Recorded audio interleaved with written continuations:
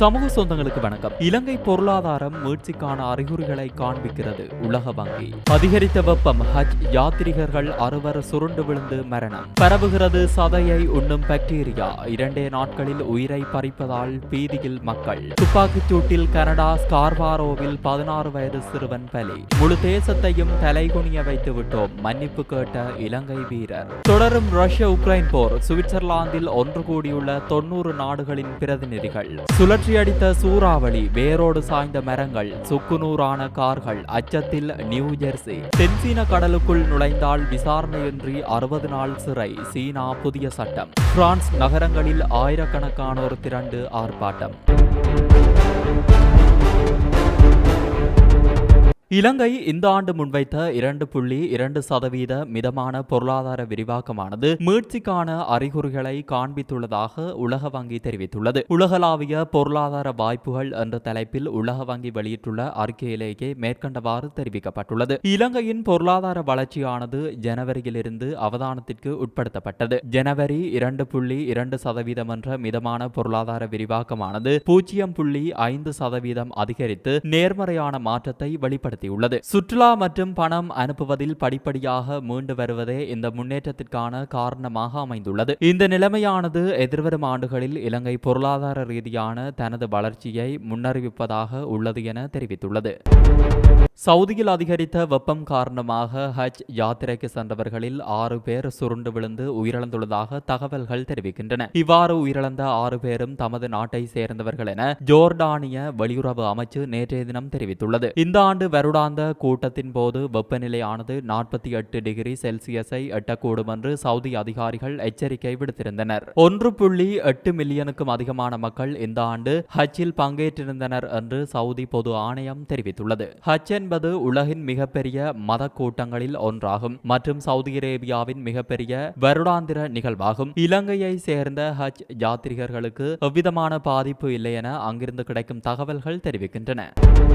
பாதித்த 2 நாட்களில் உயிரை பறிக்கும் சதையை உண்ணும் அரிய வகை பாக்டீரியா ஜப்பானில் பரவி வருவது மக்களிடத்தில் பீதியை ஏற்படுத்தியுள்ளது. இந்த நோயானது பாதிப்பு நச்சுகளை இரத்த ஓட்டத்தில் பரவச் செய்து உடல் உறுப்புகளுக்கு கடுமையான சேதத்தை விளைவிக்கின்றது. ஜப்பானில் கொரோனா கட்டுப்பாடுகள் சமீபத்தில் முழுவதுமாக தளர்த்தப்பட்ட நிலையில் இந்த சதையை உண்ணும் பாக்டீரியா ஜூன் 2 நிலவரப்படி சுமார் 977 பேரை தாக்கியுள்ளது. கடந்த வருடம் இதனால் 941 பேர் பாதிக்கப்பட்ட நிலையில் இந்த வருடம் பாதிப்பு எண்ணிக்கை அதிகரித்துள்ளது. அறிவியலாளர்கள் கூற்றுப்படி கடந்த 1999 ஆண்டு இந்த பாக்டீரியா முதலில் கண்டறியப்பட்டது. இந்த பாக்டீரியா பாதிப்பு ஏற்பட்டவர்களுக்கு தொண்டை வறட்சி, காய்ச்சல், குறைந்த இரத்த அழுத்தம், மூட்டுகளில் வலி, வீக்கம் ஆகியவை முதலில் ஏற்படும். பின் படிப்படியாக மூச்சு திணறல் ஏற்பட்டு உடல் உறுப்புகள் செயலிழப்பு ஏற்பட்டு இறுதியில் மரணத்திற்கு வழிவகுக்கும். இந்த உயிரிழப்புகள் அதிகபட்சமாக பாக்டீரியா தாக்கிய 48 மணி நேரத்திற்குள் ஏற்படும் என்று டோக்கியோ மருத்துவக் கல்லூரியை சேர்ந்த நோய் தொற்றுகள் பிரிவு மருத்துவர் கென் கிகுச்சி தெரிவித்துள்ளார். அதிகாலையில் முதலில் கால் வீக்கம் ஏற்பட்டு மதியத்திற்குள் மூட்டு வரை பரவும் அளவுக்கு பாதிப்பின் வீரியம் வேகமாக இருக்கும் என்று கூறப்படுகிறது. தற்போதுள்ள பாக்டீரியா பரவல் வரும் நாட்களில் வேகமெடுத்து பாதிப்பு எண்ணிக்கை உயரும் என்று அஞ்சப்படுகிறது.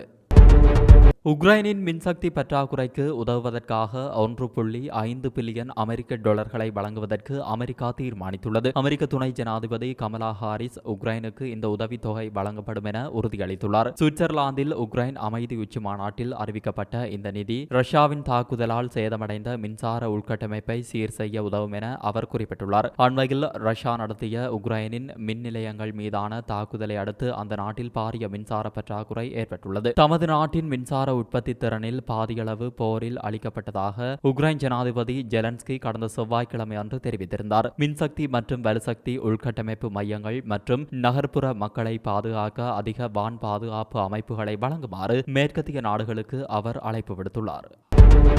கனடா ஸ்கார்பாரோவில் 16 வயது சிறுவன் சுட்டுக் கொல்லப்பட்டதாக டொரண்டோ போலீசார் கூறுகின்றனர். இன்றைய தினம் வெளியான செய்தியின்படி வார்டன் அவென்யூ மற்றும் கேடராகி பகுதியில் துப்பாக்கிச்சூடு நடத்தப்பட்டதாக போலீசார் தெரிவிக்கின்றனர். டொரண்டோவை சேர்ந்த ஜமால் அப்தினாசிர் என்பவரே குறித்த துப்பாக்கிச்சூட்டுக்கு இலக்காகியுள்ளார். மேலும் ஒரு சந்தேக நபர் சம்பவ இடத்திலிருந்து தப்பியோடிவிட்டார் என்று ஊடகங்கள் தெரிவிக்கின்றன. பின்னர் அப்தினாசிர் மருத்துவமனைக்கு கொண்டு செல்லப்பட்ட பின்னரும் சிகிச்சைகள் பலனின்றி இறந்துவிட்டதாக அறிவிக்கப்பட்டுள்ளது. சம்பவத்தில் பாதிக்கப்பட்ட மாணவன் நகரின் கிழக்கு முனையில் உள்ள பிரெஞ்சு கத்தோலிக்க பள்ளியில் கல்வி கற்றவர் ஆவார். கிளண்டோவர் எனப்படும் பிளாசாவின் வாகன நிறுத்துமிடத்தில் இந்த சம்பவம் நடந்துள்ளது. சுமார் 4 துப்பாக்கிச்சூடு சத்தங்கள் கேட்டதாக அயலவர்கள் தெரிவித்துள்ளனர். குறித்த மாணவனின் மரணம் பற்றி கல்லூரி அதிபர் இந்த மரணம் முழு பள்ளி சமூகத்தையும் பாதிப்பதாக கவலையுடன் தெரிவித்துள்ளார். குறித்த சம்பவம் பற்றி தகவல் தெரிந்த வரும் காவல்துறை அல்லது குற்ற தடுப்பாளர்களை தொடர்பு கொள்ளுமாறு போலீசாரால் கேட்டுக் கொள்ளப்படுகின்றார்கள்.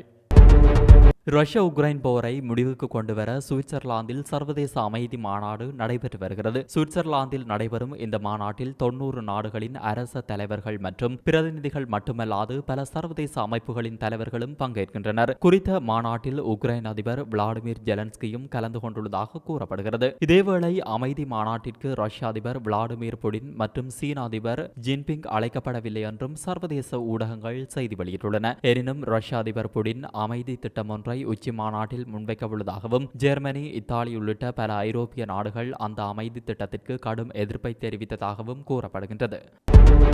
தென்சீன கடலுக்குள் நுழைந்தால் விசாரணையின்றி 60 நாள் சிறை வைக்க சீனா புதிய சட்டம் ஒன்றை அமுல்படுத்தியுள்ளது. அனுமதியின்றி யாராவது வெளிநாட்டவர்கள் அப்பகுதிக்குள் நுழைந்தால் அவரை சீன கடலோர காவல்படை கைது செய்யலாம். இந்த சட்டம் இன்று முதல் அமலுக்கு வந்துள்ளது. அல் ஜசீராவின் அறிக்கையின்படி தென்சீன கடலில் ஊடுருவும் தீவிர வழக்குகளில் குற்றம் சாட்டப்பட்டவர்களை 60 நாட்களுக்கு விசாரணையின்றி சீனா சிறை வைக்க முடியும். தென்சீன கடல் முழுவதையும் சீனா தனது பகுதியாக கோருகிறது. அதே சமயம் பிலிப்பைன்ஸ், வியட்நாம், இந்தோனேஷியா போன்ற தெற்காசியாவின் பல நாடுகளும் உரிமை கோருகின்றன. தென்சீன கடலில் நிலவும் சர்ச்சையை கருத்தில் கொண்டு சீன படகுகள் கண்காணிப்பு பணியில் ஈடுபட்டுள்ளன. கடந்த சில ஆண்டுகளாக பிலிப்பைன்ஸ் மற்றும் சீனாவின் கப்பல்கள் இப்பகுதியில் இருப்பது தொடர்பாக இரு நாடுகளுக்கும் இடையே பதற்றம் நிலவி வருகிறது. மணிக்கு 129 கிலோமீட்டர் வேகத்தில் வீசிய சூறாவளியால் பல மரங்கள் வேரோடு சாய்ந்து கார்களின் மீது விழுந்து சேதத்தை ஏற்படுத்தியதாக தேசிய வானிலை சேவை தெரிவித்துள்ளது. நியூ ஜெர்சியின் மெர்சர் கவுண்டியில் வெள்ளிக்கிழமை மாலை கடுமையான இடியுடன் கூடிய மழை பெய்தது. அதனைத் தொடர்ந்து 2 நாட்களாக கனமழை நீடித்துக் கொண்டிருந்தது. இந்நிலையில் மணிக்கு 129 கிலோமீட்டர் வேகத்தில் வீசிய சூறாவளி காற்றினால் ஏராளமான மரங்கள் வேரோடு சாய்ந்தது. லாரன்ஸ் டவுன்ஷிப்பில் பகுதியில் நிறுத்தி வைக்கப்பட்ட கார்களின் மீது மரங்கள் விழுந்ததில் முற்றிலும் சேதமானதாக தேசிய வானிலை சேவை அறிவித்துள்ளது. இந்த சூறாவளி காற்றினால் இதுவரை யாருக்கும் காயம் ஏற்படவில்லை என குறிப்பிடப்பட்டுள்ளது. லேன்ஸ்பவுட் சூறாவளி வகையை சேர்ந்த இந்த சூறாவளியானது மிகவும் வேறுபட்டது. இடியுடன் கூடிய மழையிலிருந்து உருவாகாமல் தரையிலிருந்து உருவாகிறது. அவற்றின் சிறிய அளவு மற்றும் நிலையான ரேடார் வரம்பிற்குள் கீழே உள்ள உருவாக்கத்தால் அவற்றை கணிப்பதும் கண்டறிவதும் கடினம். இது குறித்து அதிகாரிகள் கூறியதாவது: பென்சில்வேனியாவின் பக்ஸ் கவுண்டியில் புயல்களில் இருந்து வெளியேறும் காற்று கிழக்கு நோக்கிய கடல் காற்றுடன் மோதியதால் சூறாவளிக்கு காரணமான சூழல் ஏற்பட்டது. மாநிலத்தில் அடுத்த வாரத்திற்கான வெப்ப அலை முன்னறிவிப்புக்கு சற்று முன்னதாகவே வானிலை நிகழ்ந்து வந்துள்ளது என்றனர். அணி என்ற வகையில் முழு நாட்டிடமும் மன்னிப்பு கோருவதாக இலங்கை அணியின் சகல துறை வீரர் எஞ்சலோ மெத்யூஸ் தெரிவித்துள்ளார். ஊடகங்களுக்கு கருத்து தெரிவித்த போதே அவர் இந்த மன்னிப்பை கோரியுள்ளார்.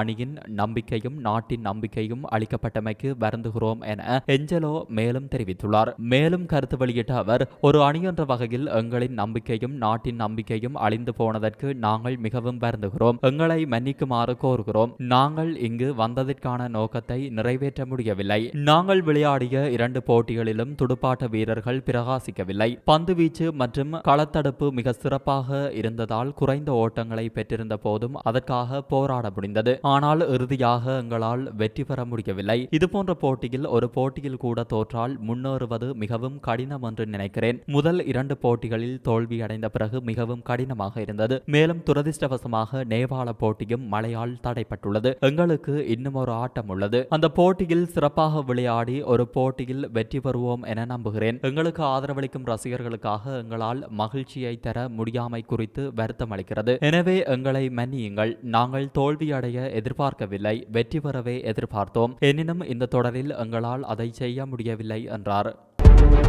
பிரெஞ்சு பாராளுமன்றத்திற்கு வரவிருக்கும் தேர்தலை முன்னிட்டு தீவிர வலதுசாரிகளுக்கு எதிராக ஆயிரக்கணக்கானோர் பாரிஸ் மற்றும் முக்கிய நகரங்களில் ஆர்ப்பாட்டத்தில் ஈடுபட்டுள்ளனர். தீவிர வலதுசாரி கட்சியான தேசிய மன்றத்திற்கு எதிராகவே மக்கள் குறிப்பாக இந்த ஆர்ப்பாட்டத்தை முன்னெடுத்துள்ளனர். கடந்த ஞாயிறன்று ஐரோப்பிய பாராளுமன்றத்திற்கான தேர்தலில் தேசிய மன்றம் கட்சி பெரும் முன்னேற்றத்தை பதிவு செய்துள்ள நிலையிலேயே மக்கள் வீதியில் இறங்கி ஆர்ப்பாட்டத்தில் குதித்துள்ளனர். இத்துடன் இந்த பதிவானது நிறைவு பெறுகிறது. இந்த பதிவு பற்றிய உங்களது கருத்தை கமெண்ட்ஸ் கமெண்ட்ஸ் பக்கத்தில் பதிவிடுங்கள். அடுத்து போர் நிலவரம் தொடர்பிலான பதிவுகள் வாயிலாக உங்களை சந்திக்கின்றோம். நன்றி, வணக்கம். இது போன்ற பல செய்திகளை தெரிந்து கொள்ள நம்முடைய சமூக மீடியா யூடியூப் சேனலை சப்ஸ்கிரைப் செய்து அருகிலுள்ள பெல் பட்டனை கிளிக் செய்யுங்கள். மேலும் செய்திகளை உடனுக்குடன் தெரிந்து கொள்ள சமூகமீடியா.com என்ற இணையதளத்தின் வாயிலாக எங்களுடன் இணைந்திருங்கள்.